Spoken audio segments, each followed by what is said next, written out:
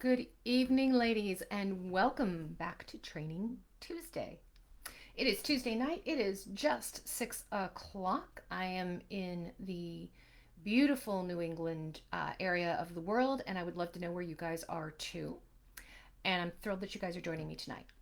So, for those of you who come to Training Tuesdays regularly, I am not in my usual environment. So, to me, and on the monitor that I'm on, the lighting looks really weird. So I apologize for that if I am extraordinarily yellow or orange.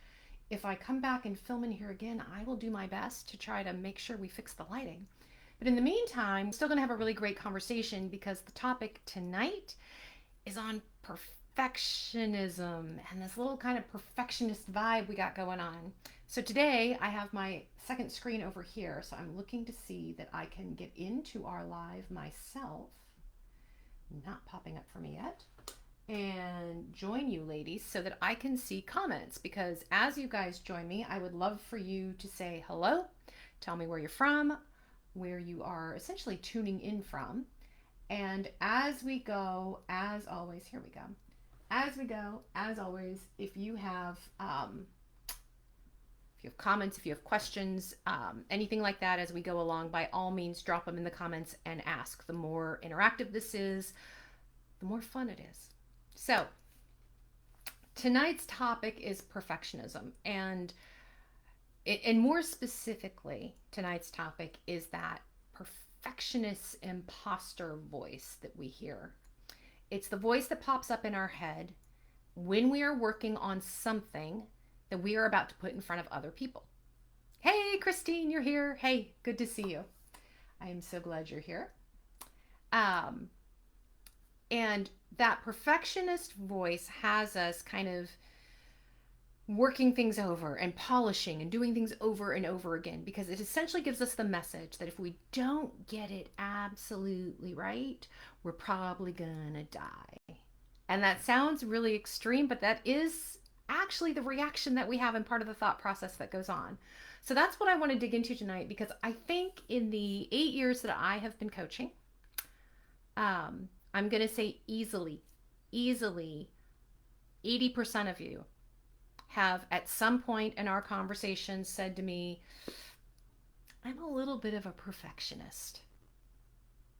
And then you justify it. You rationalize it. You explain, well, it's only in this one area, or it's only about this one thing, or I have to be because I'll get fired because my boss insists it has to be this way, because.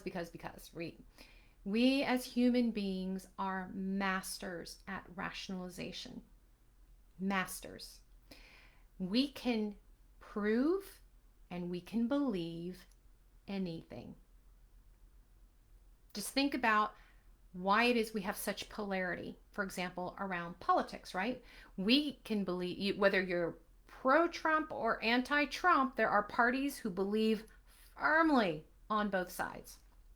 Whether you believe in aliens and UFOs or not, there are parties that believe firmly on both sides. And both sides always tell you they have facts. And the truth is, we can take any fact or any statistic and make it support any argument. So I want you to keep in mind that rationalization is a tool that we use a lot, especially when the gremlin voice in our head pops up, when the imposter voice tells us that something must be done or can't be done, or any of those things. So we're going to talk tonight about perfectionism and how that impacts us, and we're going to talk about a few steps we can take to start breaking that habit, because it is a pattern and it is a habit. Before we do, for those of you who do not know me or have not joined a Training Tuesday before, welcome. It's Training Tuesday. We're here every Tuesday, 6 o'clock Eastern Time, 3 p.m. on Pacific Time. And we spend just a little time every Tuesday picking on a topic and digging a little deeper into, what does this mean? How does this show up in my life? And how do I manage this? How do I work with this and put it to my best advantage? So my name is Natalie Hahn. I am CEO of Dirty Girls Consulting, and thrilled to have you guys in the group tonight. You are in the very private Facebook group, Accelerating Leadership for Professional Women, where we focus on leadership skills and building confidence and accelerating our careers. And to be perfectly honest, for all those things, it also impacts how we live. How you show up at work is very much the same person who shows up at home. And so, as we work on your leadership skills and building confidence and figuring out how we communicate better and who we want to be in work and how we want to build out our career, at the same time, we're also impacting what's the overall life you want to build for yourself. What are the boundaries you need to hold? What does that look like? So, welcome. So, Christine, I won't do things because if it's not perfect or if I may fail, it's simply unacceptable. Yes, because you will die. That's the message that we tell ourselves. You just said it, it's unacceptable. It can't happen. That is typically at the root of the perfectionist message, right? It's that if you fail, if this doesn't work, if this doesn't go exactly as you need it to go, then it's calamity. There's no coming back from this. You can't survive this. And for some people, survival, the lack of survival is it's unacceptable. But what does that really mean, right? What's the impact of that? Unacceptable could be because it shows that I'm completely failing at my job and everybody will judge me as being dumb, right? Or not prepared or not qualified. And that's that imposter voice in the back of our head, right? They're going to think you're stupid if you don't get it perfect. At some point, and we're going to talk about this, that message was ingrained in us. So that's part of what I want you guys to think about. But let's just start with the voice, right? The perfectionist voice, the perfectionist imposter. And I specifically refer to it as an imposter voice because perfectionism doesn't exist. Perfect doesn't exist. There, somewhere in our own head, is some standard of perfect. But it's only in your own head. Your boss may have an idea of perfect, but that's only in your boss's head. Your version of perfect and your boss's version of perfect are likely not the same thing. And this goes for every part of our lives, right? Your idea of someone perfectly stacking dishes in the dishwasher or vacuuming the house is not the same as your 12-year-old child's perfect version of doing the dishes or vacuuming in the house. There's your version and there's your child's version, but neither is perfect. It's just your version, your ideal. There is no perfect man. There might be a perfect man for you, but your definition of the perfect man is not the same as your BFF's definition of the perfect man. And you're both going to argue about whether the man is perfect or not, but you actually have different criteria. And you can list off the same things: tall, dark, handsome, funny, rich, whatever it is. But your definitions of each one of those qualities is also going to be different. And I feel like that's a survival technique. It's just good that none of us have the same definition of the perfect man. One, because they don't exist. And two, because now we're not fighting with our BFFs over every so-called perfect man out there. Right? Perfect doesn't exist. This is my point. Does not exist. There is only an ideal that we each hold in our own head that we ourselves have created. And what I want to talk about today is how we nix that. That we understand that while that's a vision of something that maybe we'd like to achieve and create, it doesn't actually make it perfect. And your boss's version of what's ideal or what you need to create also doesn't make it perfect. Okay, so perfection is a concept we want to start eking out of our vocabulary and out of our mindset, because that is 100% holding us back. Think about what happens. You hear this voice in your head, right? So you're sitting down, like Christine was saying, she's got something to do and she doesn't want to tackle it because the voice in her head says what? So for any of you, what does the voice in your head say? You're sitting down to write a blog, to design a flyer, to put a schedule together, to create a project plan for a project. What does the voice in your head say to you that has you on this little hamster wheel of going, it's got to be perfect, right? What is it saying to you? What I want you to pay attention to is, what does that voice sound like when it speaks up and what are the words that it uses? Because that's the trigger for, aha, I have to keep grinding at this. Now, perfectionism causes us to fall into some really bad habits. Some of the bad habits include workaholism. What happens? We're so busy trying to get it perfect, trying to get it polished, trying to make sure that it's going to be absolutely great, that nobody can pick it apart or find anything wrong with it. And we're so busy doing that we're not doing anything else. We put in tons of hours and tons of energy on this project trying to get it perfect. So, one, this idea of perfection, it encourages us to work far more hours and far harder than is either required or necessary or desirable or healthy. When we listen to that voice, it causes us to hide, because the longer that you are perfecting, the longer you're polishing and reworking and tweaking and making all these adjustments, is the longer that you're not actually putting it out there, that you're not publishing the blog, you're not sharing the project plan, you're not publishing the calendar of events or whatever it is you're working on, because you're too busy trying to make it perfect. When we get focused on being perfect, we don't own what we already know. And what I mean by that is we don't own up to the fact that we already know enough to get this job done and do it well. We're too worried about perfect, so that we're not focused on, you know what? I've done this a million times. I know how to do this. I'm getting this puppy out the door because I got this. I got this. I can handle it. We deny that part of ourselves that has experience, that has knowledge, that has intuition. And instead, we worry about this ideal, right? This non-existent perfect that we have in our head. So we deny ourselves acknowledgement of who we are and how great we really are today, as is. We downplay what we have to offer. Oftentimes when we are polishing, and then we do finally put something out there,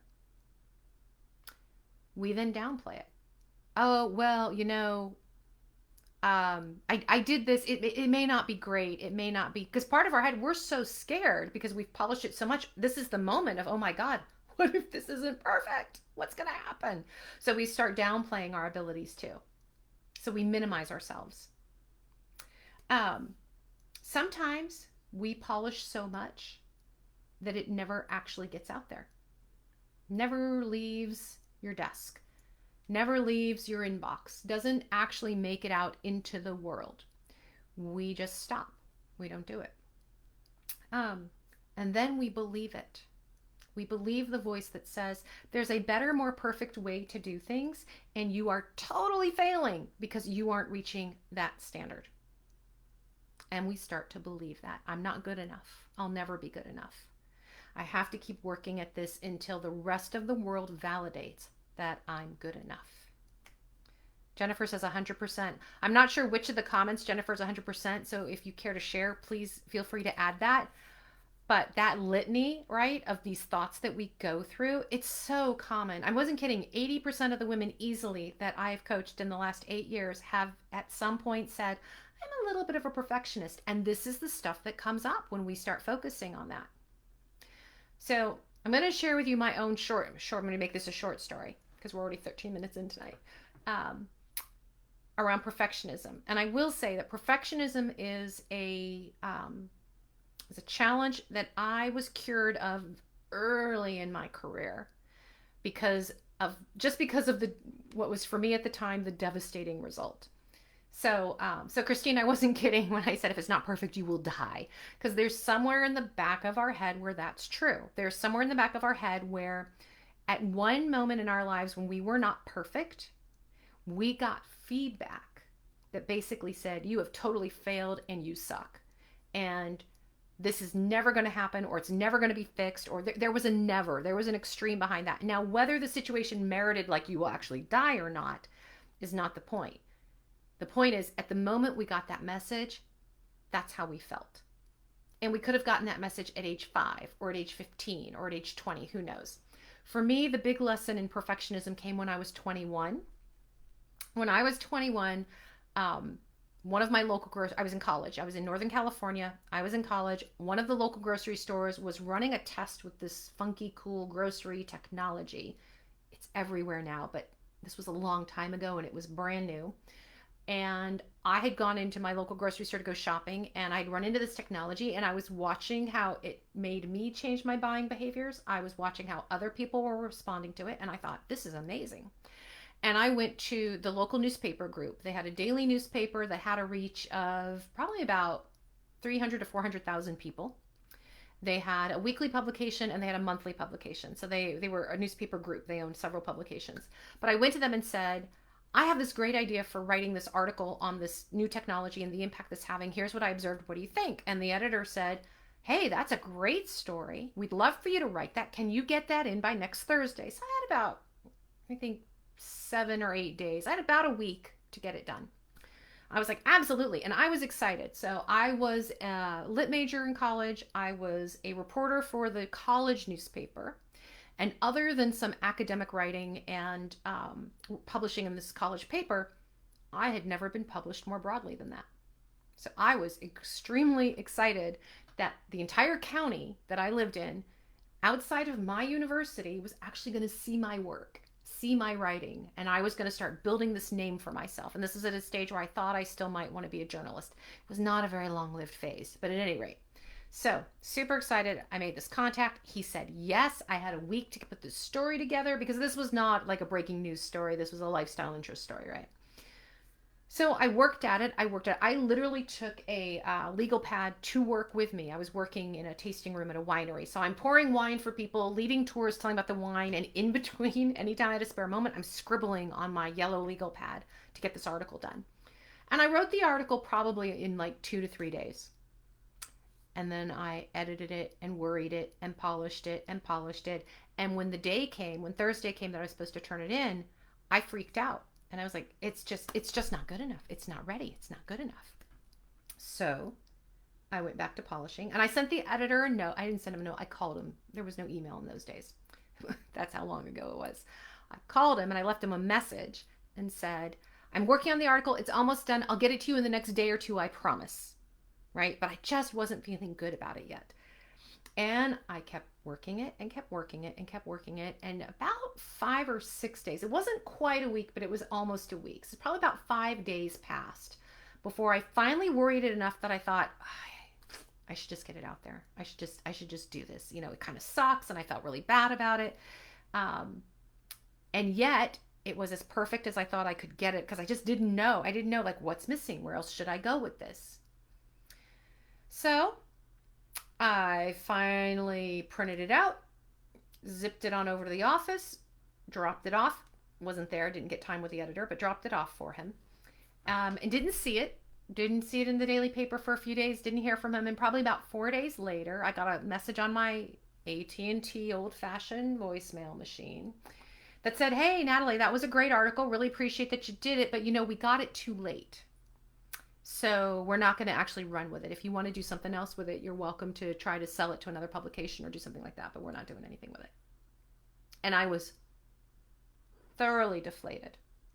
Thoroughly. This was my window to do some great work, great journalistic publishing work for the entire county that actual people and professionals, not just college students, were going to see. And I blew it. I blew it. Because one of the things that happens when we are responding to the perfectionist gremlin is we delay because it's not ready yet. It's not ready yet. And when we delay, we either are late on our deadlines, we miss our deadlines altogether, we build a reputation that says we can't hit a deadline, or the opportunity just goes away altogether, like this one did. It wasn't timely anymore. It wasn't interesting anymore. Possibly somebody else had already written something, or even somebody had written a letter to the editor about it, so that topic was kind of covered and they were done with it. I missed my window. So Christine said, I did a book report of the American Revolution for fun, went to use the book on the French Revolution in front of my brothers. Years later, it was still time. See, it was a revolution though, right? It's a revolution. French, American. And here's the thing, you survived. You survived that moment, right? Talked about now, it's a family story, right? When I think about my lost opportunity with that article. I think about the fact that I couldn't fix this. I couldn't go back to that publisher and say, give me another project, and that editor and say, give me another project. I promise I'll make the deadline this time. I blew it. I was one of how many college kids looking for an internship, looking for an opportunity to get published with the local newspapers. Totally blew it. Barely. Did you barely survived, Christine? Um, so I looked at that as I missed the opportunity. I put myself out there as someone who can't hit a deadline. Um, and so unreliable. And as it was, his feedback was the article was great, but I'm not going to use it anymore. I missed the market window, right? Sometimes the projects and the things we're working on actually have a window of opportunity that's important. And when that opportunity passes, it passes. Done. Nobody cares anymore.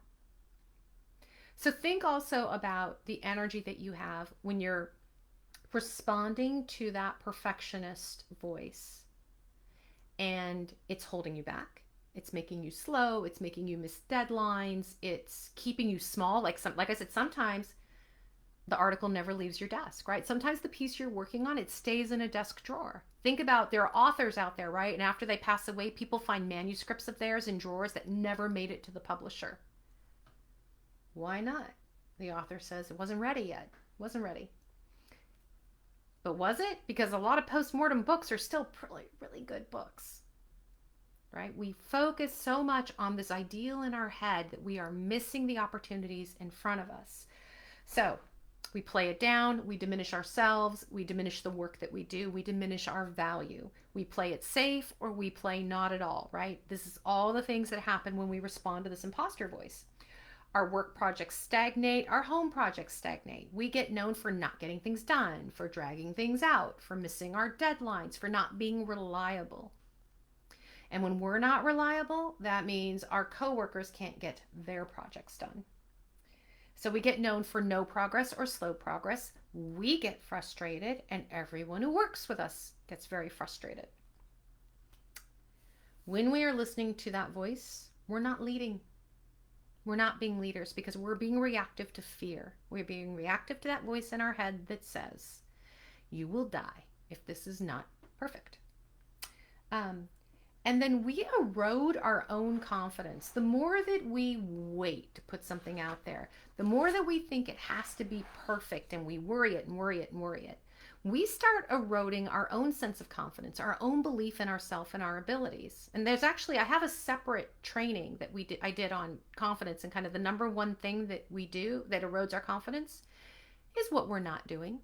So if you look in the guide section of our page, at the top of our Accelerating Leadership for Professional Women page, there's a menu, and one of those menu items says guides.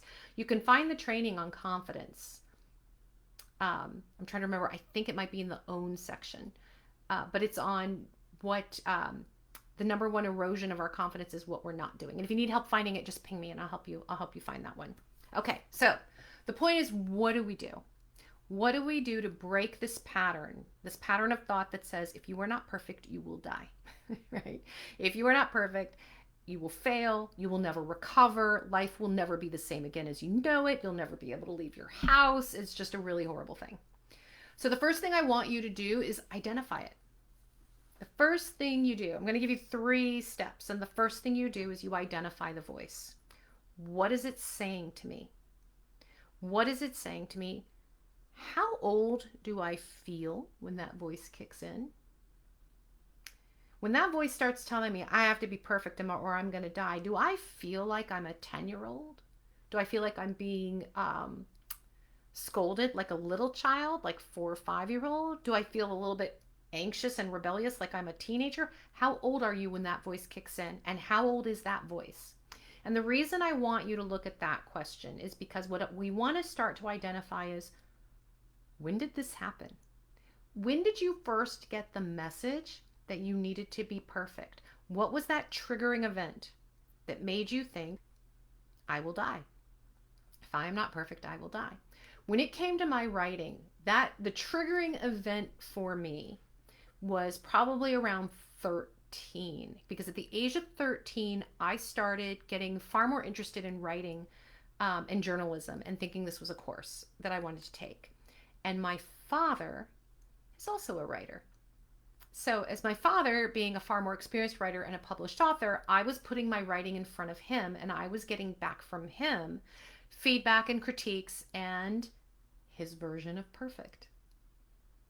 And so for me, it had to be perfect or my dad was going to tear it apart. And you don't want your dad tearing things apart because he's your dad. You're striving for, you're striving for attention. You're striving for approval and acceptance, right, from your father. So that was a big message for me. It has to be perfect because I don't want my dad getting upset. I don't want my dad, being critical of my work. I have to get his approval and make him happy. So I got that message fairly early. What I started learning in high school was that while my dad had his version of perfect, my English teachers had their own version of perfect, and it didn't always align with my dad's.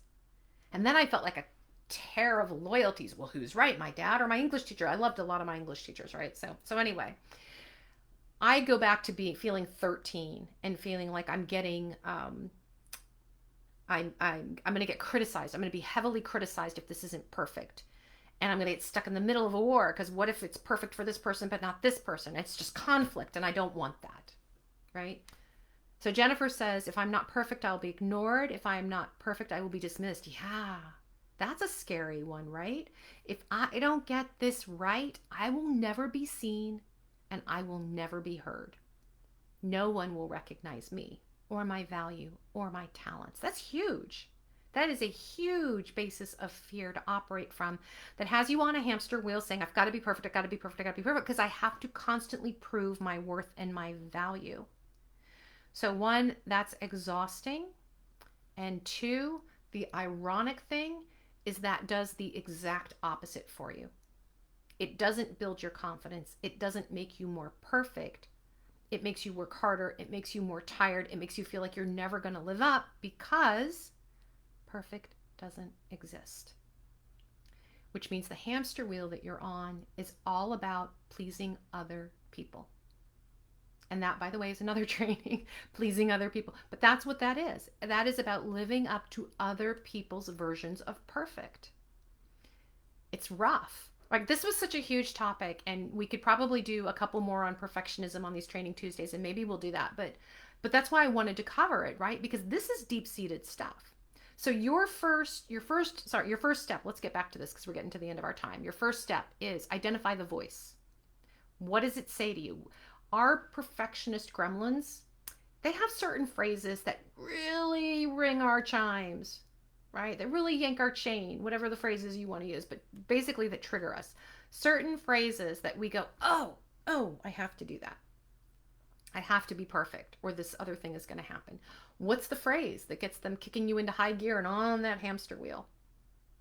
How does that voice speak to you? What does she sound like? How old is she? How old does she make you feel? I want you to find a description of this voice. Step 2, so step 1 is just define the voice, understand it, hear it, listen to it. What does it say? What are the words? What's the tone? Okay. Step 2, we're going to take away its power. And we're going to do that a couple of ways. One is with the understanding that I talked about at the very beginning, we can rationalize everything. With the understanding that you can rationalize everything and anything, I want you to actually make a list of things that prove that that perfectionist voice is not true. It's not true. So for you, Jennifer, for example, this idea that you'll be ignored or dismissed if it's not perfect, I want you to write a list of proof points. If this isn't perfect, so pick something that you're working off. If my cooking isn't perfect, if this project isn't perfect, if this blog I wrote isn't perfect, will I be ignored? Who's going to ignore me? I want you to find the proof points that are going to prove yes and no.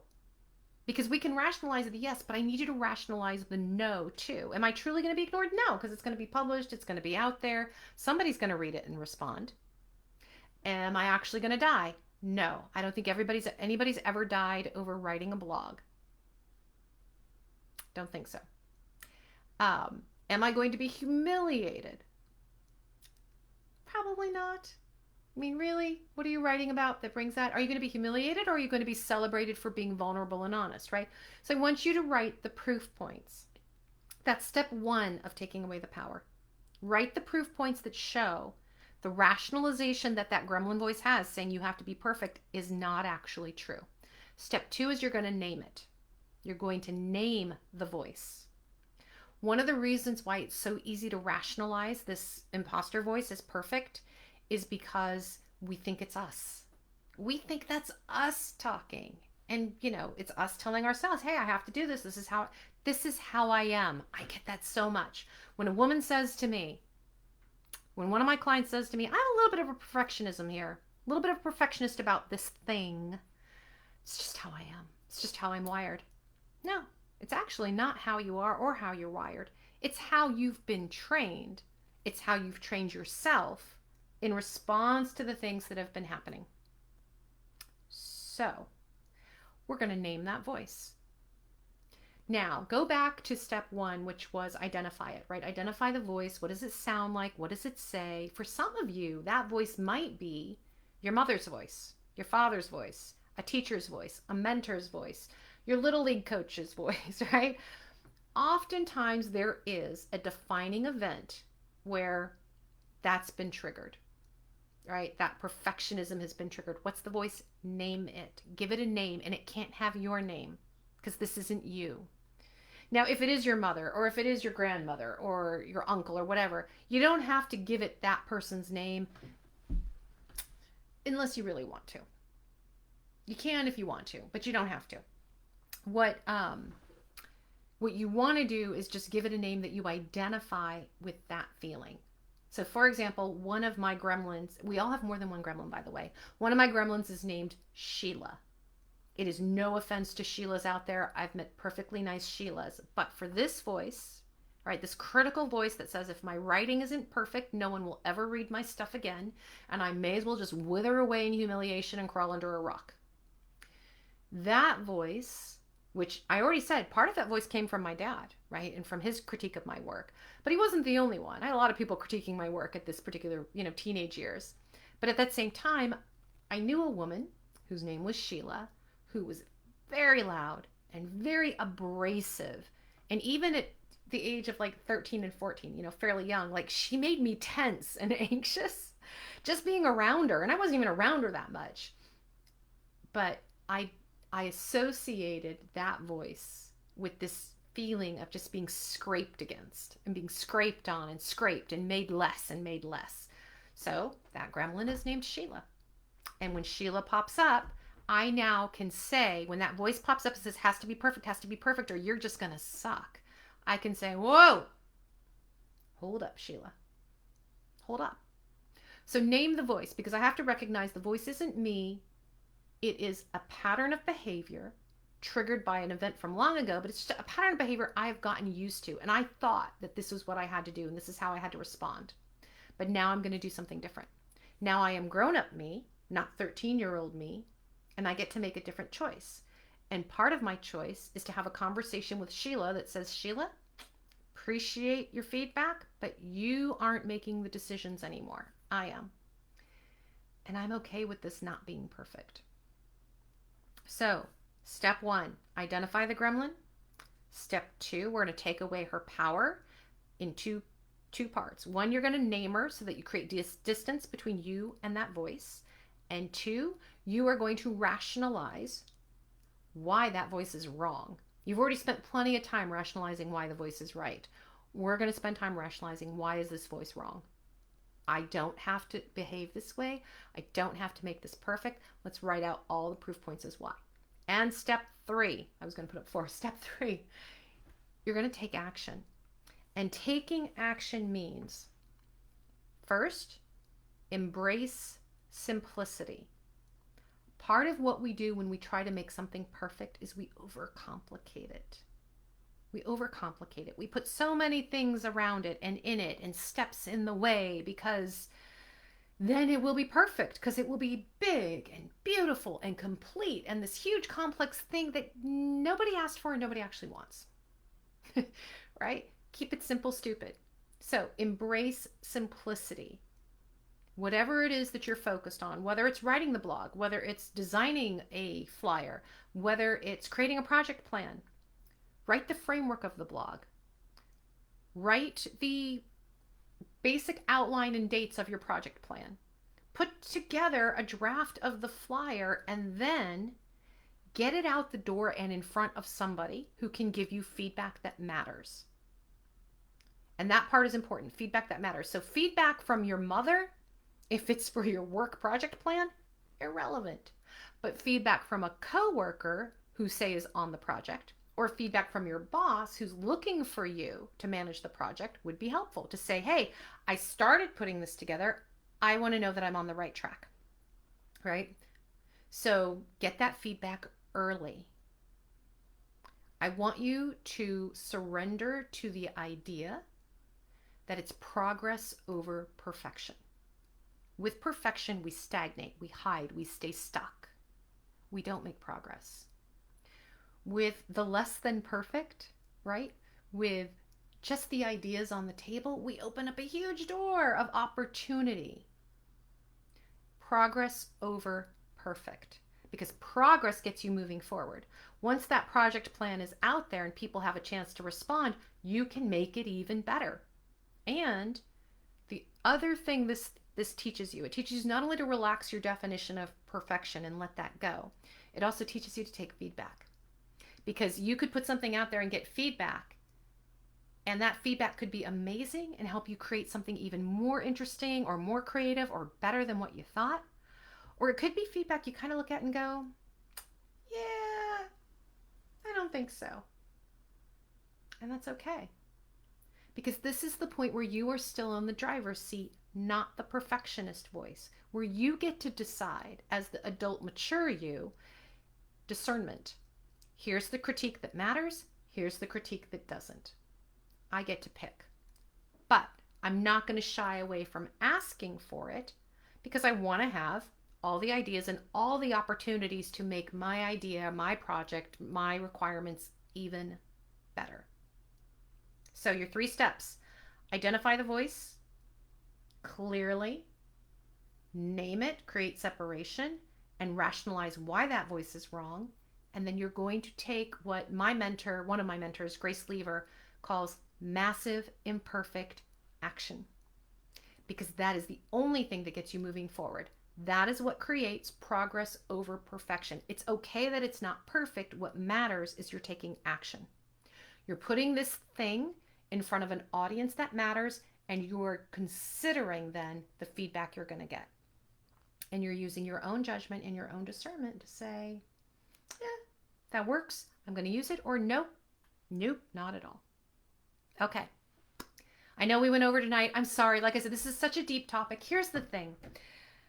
This is a gremlin that we can start, and what I gave you tonight are like the baby steps around how do we start breaking these habits and patterns. But the truth is, these gremlins, this perfectionist gremlin, and there's a handful of other kind of imposter syndrome gremlins that we have, these are deeply ingrained habits and patterns. So I'm going to give you all the tips and tricks I can in any of these training Tuesdays to knock this out of the way. But the truth is, unless you start focusing on this and taking the time to break these patterns down, we're going to have the patterns. So take the baby steps, move forward with those. But in the meantime, if you want to go deeper, I wanted to remind you guys, in case you haven't seen it, tomorrow night, so Wednesday, 6 o'clock, I have a workshop that I'm running. It's free. It's Lead Like a Boss. The workshop is called Lead Like a Boss. And we're going to talk about 5 pillars, basically, of leadership. The 5 pillars of leadership that are going to help you move even closer to breaking down patterns like this one, right? Step into leadership, step into showing up as the boss that not only you should be and can be, but that you really know that you are. And it's these little things like this imposter voice in your head that's holding you back. So if you're interested in joining the workshop and you haven't signed up yet, just drop boss, the word boss. The workshop, like I said, is called Lead Like a Boss, which you all should be doing, whether it's your personal life or your professional life. You are the CEO of that. So drop the word boss in the chat and I will get you the registration information. The workshop is tomorrow night, 6 o'clock Eastern time. So same time as we do Training Tuesdays, 6 o'clock Eastern time, 3 o'clock Pacific time. It's going to be a little bit interactive. We're going to try to be as interactive as we can, which means we're going to do the exercises like in the workshop. So, training Tuesdays, you guys talk to me, I talk to you, and that's all great. But we're actually going to work through some of the exercises while we're in the workshop tomorrow night so that when you get off the workshop call, it's going to run about 2 hours.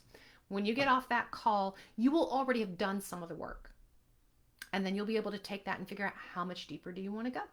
So, awesome. Thank you for joining me tonight. Thank you for sticking with me this late. Perfectionism, it's a killer. And trust me, not your friend.